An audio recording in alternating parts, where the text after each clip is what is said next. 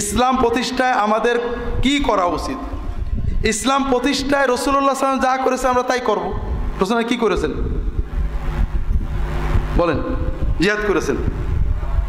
আচ্ছা, মদিনায় তো ইসলাম প্রতিষ্ঠা হয়েছিল। মদিনায় রাসূলুল্লাহ সাল্লাল্লাহু আলাইহি ওয়াসাল্লাম মক্কা থেকে 5000 সৈন্য নিয়ে যে সবাইকে মেরে দখল করে ইসলামের রাষ্ট্র করছিলেন, ঠিক না? কি করছিলেন? দায়ী পাঠিয়েছিলেন, দাওয়াত দিয়েছিলেন। সবাই মিলে যখন মুসলমানের রাষ্ট্র প্রতিষ্ঠা হয়েছে তখন তিনি রাষ্ট্রীয় বিধিবিধান আল্লাহর বিধান মতো, আল্লাহর হুকুম মতো পরিচালনা করেছেন। জিহাদ হলো প্রতিষ্ঠিত ইসলামী রাষ্ট্রের সংরক্ষণের জন্য,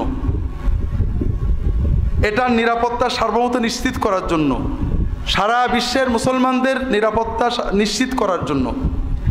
আর ইসলাম, প্রথমে বলি, আবার ভুল করে ফেলছি, ইসলাম প্রতিষ্ঠিত আছে। কেউ যদি মনে করে ইসলাম প্রতিষ্ঠিত নেই, সে ভুল করছে। আল্লাহ ইসলাম প্রতিষ্ঠা করে দিয়েছেন রাসূলের মাধ্যমে, কিয়ামত পর্যন্ত থাকবে। তবে জঞ্জাল আছে, ইসলাম আছে, অনেক ময়লা আবর্জনা ভুল ভ্রান্তি ঢুকেছে, এগুলো সংশোধন করতে হবে। প্রথমত দাওয়াতের মাধ্যমে, বিভিন্নমুখী দাওয়াতের মাধ্যমে ইমানদার তৈরি করতে হবে।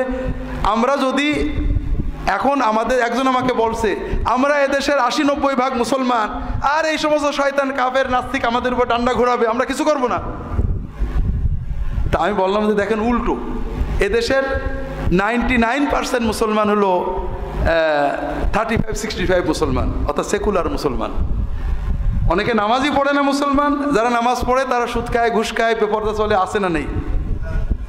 তাদের আমাদের 95 থেকে 99 জন মুসলমানের ইসলাম হলো 35-65 ইসলাম। আমরা হুজুররা 100% ইসলাম দিতে চাচ্ছি, ওরা মনে করে ওরা ইসলাম নিয়ে বাড়াবাড়ি করছে।